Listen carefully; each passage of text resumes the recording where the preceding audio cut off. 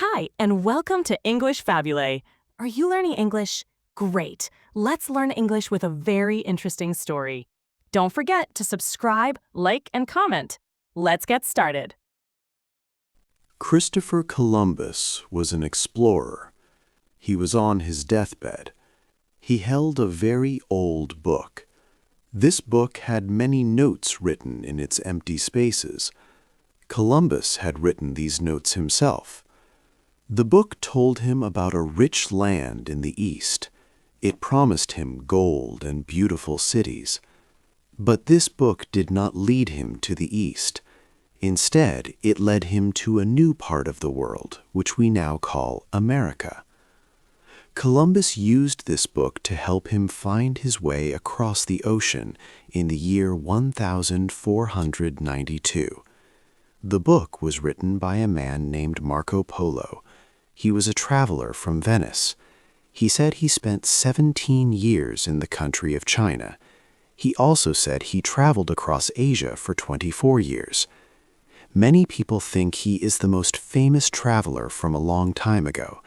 His book became very popular. People copied it by hand because there were no printing machines then. Kings and queens wanted to read it. Explorers like Columbus wanted to learn from it. It told them about far-off places. But here is a strange thing. Marco Polo is also called history's biggest liar. Why is this? How can the man who helped Columbus discover America also be known for not telling the truth? This is a big question, and we will call it the Polo paradox. Marco Polo's story of Asia was amazing. He described things that people in Europe had never seen. He talked about black stones that burned like wood. He described paper that people used as money. He spoke of a mail system that was faster than horses. His friends and family were surprised. Some of them even thought he made it all up. When he was old and dying, his friends asked him to say that his stories were not true. They wanted him to admit he invented them. But Marco Polo did not change his stories. He said he told the truth. In this story, we will look closely at Marco Polo's life. We will try to understand if he was a great explorer who saw many wonders, or if he was a clever person who made up a lot of things. His book changed how Europe saw the world. It showed people that there was much more to discover. Let's start our journey to find the truth about Marco Polo. 2. A young boy in Venice. Venice was a city of water and money in the 13th century. It was a busy place for trade. Merchants from Venice sold many goods, like silk and jewels, from faraway lands. They were smart and willing to take big risks for profit. Young Marco Polo grew up in this city. He did not know his father well.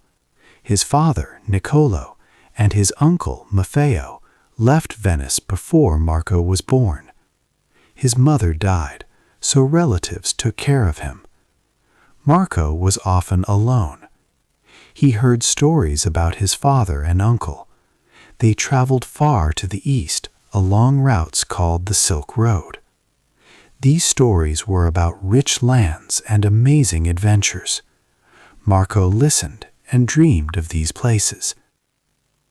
His father and uncle had left Venice around 1260. They traveled to Kublai Khan's court, making a lot of money. Then they went further east to Bukhara in Central Asia. In 1265, they met people from the Great Khan's court. This Khan, Kublai Khan, was a very powerful ruler in Asia. He invited them to visit him. After many months, they met Kublai Khan in Chengdu. He welcomed them and asked them to return to Europe. He wanted them to bring 100 wise men to his court to teach about Christianity and science. In 1269, Niccolo and Maffeo Polo finally returned to Venice. People thought they were dead, but they were not ghosts. They were men, and their pockets were full of shining jewels. This moment changed everything for Marco. He was now 15 years old. For the first time, he saw his father, a man he had only known through stories.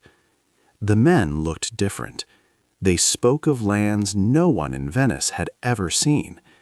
Their stories were hard to believe, but the jewels proved them real. The Great Khan's request was still active. Niccolo and Maffeo had to go back to Asia. They had promised the powerful ruler. In 1271, Marco was 17 years old. He stood with his father and uncle. They were ready to start the long journey again. 2 monks started with them, but they got scared and turned back, so the Polos continued alone. This was a journey of about 5,500 miles. It would cross very hard lands, high mountains, hot deserts, and places with no water. Many dangers waited. Marco was given a choice: stay in the safety of Venice or risk his life on a journey that no one had ever survived twice. The long trip to Asia. Marco Polo was only 17 years old when he left Venice. He started the long journey with his father and uncle in the year 1271. 2 churchmen, called friars, went with them at first, but the road was full of danger, and the friars soon turned back in Armenia. The Polos had to go on alone. The trip was about 5,500 miles long. It crossed some of the hardest land on Earth. There were no good maps, no easy paths, and many unknown languages. No one knew if they would live to reach the end. The whole trip took 3.5 years. First, they traveled from Acre to Ayas, a port in what is now Turkey. From there, they went into the cold Armenian mountains, passing through a city called Erzurum. Winters there were very harsh. Then they reached Tabriz in Persia, a city known for its rich culture. Next, they crossed the dry lands of Iran. Marco wrote that these deserts were very dry. Robbers often attacked travelers on these roads, so the Polos joined big groups of merchants called caravans for safety. Sometimes they had to wait months in one place until a large enough group formed. In a city called Hormuz, they thought about taking a ship. But they saw that the local boats were not safe, so they chose to stay on land. They turned north into Afghanistan, reaching a place called Badakhshan. Here, Marco got very sick. He stayed in the mountains for almost 1 year to get better. This long illness was hard on his mind and body. After he got well, they faced the highest mountains in the world, the Pamir Mountains. Marco said that fires burned with less heat in these high places. It showed how high they truly were. Beyond the mountains was the Taklamakan Desert. This place was also known as the Sea of Sand. People said its name meant, "You go in, but you don't come out." Marco wrote about hearing strange voices in this desert. Travelers believed these were spirits calling them to their deaths. It was a very hard and scary part of the trip. The desert was huge and empty, testing their strength every day. They went through small towns in the desert like Yarkand and Khotan. Finally, in 1275, after years of deserts, mountains, sickness, and many dangers, the Polos arrived. They reached the summer palace of Kublai Khan in a place called Shangdu. Marco was now 21 years old. The boy who had left Venice 4 years earlier was gone. The long, hard journey had changed him. He was no longer a young teenager from Italy, but a strong, tough person who had survived one of the greatest trips in history. He was ready to meet the most powerful ruler on earth. 4. Life with the Great King. Marco Polo finally reached the court of Kublai Khan. It was a place of great wonder, unlike anything he had ever seen in Europe. The summer palace, Chengdu, was immense, with marble, gardens, and exotic animals. The Khan even had trained leopards for hunting. Later, Marco saw Dadu, the Khan's winter city, which is now Beijing. It was a huge city, built in a perfect square, with wide, straight streets and tall walls. The imperial palace inside was grand, decorated with gold. Thousands of people worked there. The Khan's court was home to many different people, monks, scholars, and Christians, showing how open and diverse it was. Grand celebrations took place, with thousands of white horses and elephants dressed in silk. This world made European courts seem small. Marco saw many new and strange things. He saw black stones that people used for burning. This was coal, and it burned better and longer than wood. Most people in Europe did not know about coal. He also saw paper that people used as money. This was amazing for Marco because European money was made of metal. The paper money was made from mulberry bark and had special seals. Making fake money was a crime, punished by death. Old paper money could be exchanged for new ones.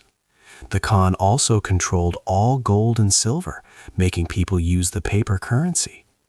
The Khan had a very fast way to send messages across his huge empire.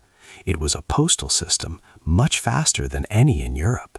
There were stations every 25 to 30 miles with fresh horses ready. Messengers wore bells and carried important sealed letters. This system allowed messages to travel quickly across enormous distances. Marco quickly gained Kublai Khan's favor. He was smart and eager to learn, and he was a good observer. The Khan liked to hear about new places and customs. He used foreigners like Marco to help run his vast empire. So Marco became a special roving reporter for the Khan. He traveled to different parts of the empire, including far-off provinces in the southwest and along the Yangtze River. He visited large cities like Hangzhou, which he said was the finest city in the world, with many bridges and busy markets. He learned about how people made salt, which was a very important part of the Khan's revenue. Marco brought back stories about the people, their traditions, and the valuable goods found in distant lands. Through his many travels and 17 years in the court, Marco realized something important. When he left Venice, many Europeans thought the people of the East were barbarians. But Marco discovered that these eastern lands were often more advanced and civilized than the kingdoms of Europe. Their cities were bigger, their technology was better, and their ways of life were clever. This eye-opening experience changed Marco's understanding of the world completely. 5. The Long Way Home. Marco, his father, and his uncle had lived in Asia for 17 years. They had seen many wonderful things with Kublai Khan. But the Khan was old, in his late 70s. The Polos knew that when he died, new rulers might be dangerous for them. They decided it was time to go home to Venice.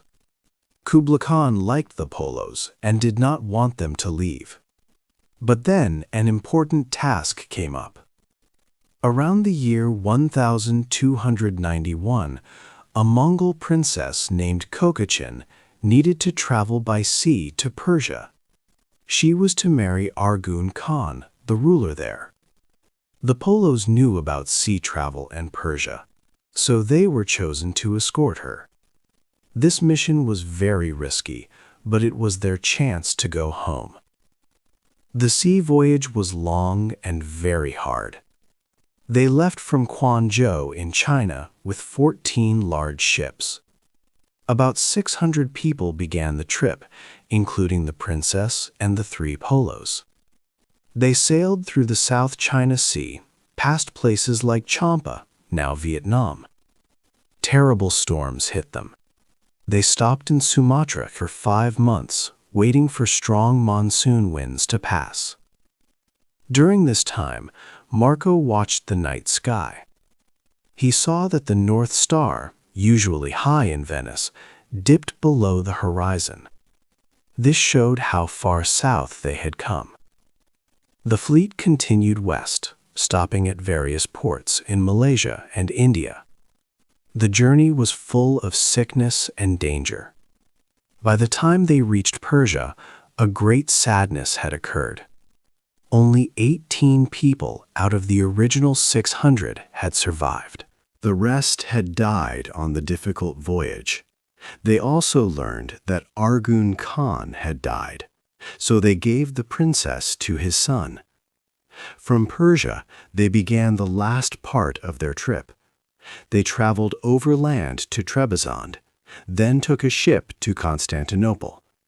Finally, in the winter of 1295, they arrived back in Venice. They had been gone for 24 years.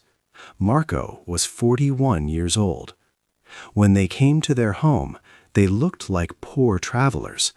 Their clothes were old, and they spoke a foreign language. Their own family members did not know them at first. It was a shocking return after such a long time away. 6. The Book from a Prison. Marco Polo finally came back to Venice after 24 long years. He looked like a poor man, and he spoke many different languages that were strange to the people of Venice. He thought his journey was over. But then something unexpected happened. Venice was at war with Genoa, a strong rival city. In 1298, Marco was part of a sea battle. The Genoese soldiers won the fight and captured him. They did not know he was the famous traveler. They just put him in a prison in Genoa. It was ironic. He had survived many dangers across Asia and the seas, only to be locked up in a simple prison cell. In the prison, Marco was not alone. He met another prisoner there. This man's name was Rustichello de Pisa. Rustichello was not a merchant like Marco. He was a known writer. He loved to write exciting stories about knights, magic, and brave heroes. These stories were often called Arthurian romances. Rustichello had also been captured in a battle many years before Marco, so he knew the prison well. Marco had a lot of stories to tell. He had seen incredible things in China and other parts of Asia. He had kept many facts and details in his head, and perhaps he had even made notes during his travels. In the quiet prison, Marco began to share his memories with Rustichello. He talked about cities with thousands of bridges, black stones that burned like wood, which was coal, and paper that people used as money. He spoke like a traveler who wanted to report real observations. But Rustichello was a writer of fiction. He listened with great interest, but his mind worked differently from Marco's. Rustichello wanted to make a book that everyone would want to read. He believed that adding more exciting parts would make it a bestseller. So he encouraged Marco to tell tales with more drama. He added elements of fantasy, perhaps dragons or other strange creatures, to make the stories more thrilling. He sometimes made battles sound much grander and more heroic than Marco might have described them. This is how the famous book, Description of the World, came to be written. It was a special mix of Marco's real experiences and Rustichello's creative storytelling. Because of this collaboration, some parts of the book seemed too amazing to be true. It meant that the lies or unbelievable stories might not have been Marco Polo's fault. Instead, they could have been Rustichello's way of making an excellent story that would sell many copies. This partnership made the book very popular, but it also led to many questions for hundreds of years. How much of the story was real, and how much was added for entertainment? 7. Did he tell the truth? The big question about Marco Polo is, did he tell the truth about his travels? Many people still argue about it. Some say he did not go to China. They point out he never mentioned the Great Wall. This seems strange if he lived there for 17 years. But the Great Wall we know was built much later. In Marco's time, it was mostly old earth walls. He also did not write about chopsticks or foot binding. Other European travelers noted these things. But Marco spent time with Mongol leaders, who often ate with their hands. Foot binding was mainly for Han Chinese women, not the Mongol elite he was with. Skeptics also say he used Persian names for Chinese places, and old Chinese records do not mention Marco Polo. This makes some believe he only heard stories from merchants in Persia. But many others say Marco Polo did tell the truth. They point to his perfect details about things no one else in Europe knew. For example, he wrote how salt was made in China. He described places like Yunnan, where salt came from underground water and was used as money. This unique knowledge was very precise. He also described paper money exactly how it worked in China. He noted it was made from tree bark, had official stamps, and making fake money meant death. He explained that paper money was not used everywhere. In some southern areas, cowrie shells or silver were currency. Another strong proof is a comet. After returning, Marco told a scholar about seeing a comet in the South China Sea. Chinese records confirm a comet was seen there in 1293, when Marco would have been sailing. He also described the North Star going below the horizon, showing he traveled far south. So, was Marco Polo a genius observer or a brilliant thief of other people's tales? It is not a simple choice. His book was meant to inform merchants, but also to entertain. Rustichello, who helped write it, added exciting parts. The book is likely a mix of Marco's true observations and stories.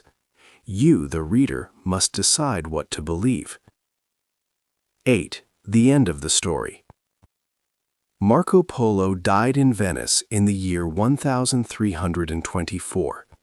On his deathbed, some friends asked him to say that his stories were not all true. They wanted him to take back the more amazing parts of his book. But Marco did not do this. His last words were famous: "I have not told half of what I saw."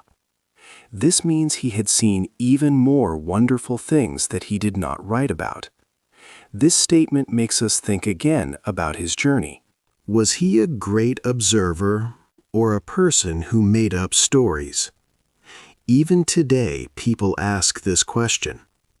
But no one can deny his great influence on the world. Marco Polo's book, The Travels, was very important. Many people read it. Explorers used it to learn about the East. Christopher Columbus, the famous explorer, had a copy of Marco's book. He wrote many notes in its margins. Columbus wanted to find the golden lands that Marco Polo wrote about. He carried this book with him when he sailed to the Americas in the year 1492. Marco's book helped him dream of new worlds and new trade routes. Map makers also used Marco's information. Maps like the Catalan Atlas and the Fra Mauro map used the names of places from his book. They filled in blank spaces on old maps. In this way, Marco's lies, or amazing tales, helped to create maps that changed the world forever. His book helped to start the age of discovery. So, what was Marco Polo's real truth? Maybe it was not about every small fact being perfect. Maybe his truth was about something bigger. His book opened a window. It showed the people of Europe a world they did not know. It showed them that Asia was huge, rich, and full of advanced cultures. Before Marco, Europeans knew little about the East. After Marco, they had a picture, even if it was not perfect, of lands far away. He helped two very different worlds, East and West, to know about each other. His story helped people think about what was possible. It made them wonder about distant places. His great journey was not just across Asia. It was also a journey into the minds of many people. Marco Polo's story still makes us think. Was he a teller of truth or a clever storyteller? Perhaps he was both. His legacy shows us that stories can be very powerful. They can make people explore, learn, and connect. 700 years later, his book still makes us believe that the world is bigger and stranger than we can imagine. His story continues to inspire us to look beyond what we know. If you were in Marco's shoes, would you have told the absolute truth, even if no one believed you? Or would you have added a few monsters to make people listen? Hey there! Just a second before you go. If you learned something new today, please give this video a like, write your thoughts in the comments, and subscribe to the channel. It only takes a second, and it really, really helps to create even better English videos for you. Your support means the world. Thank you.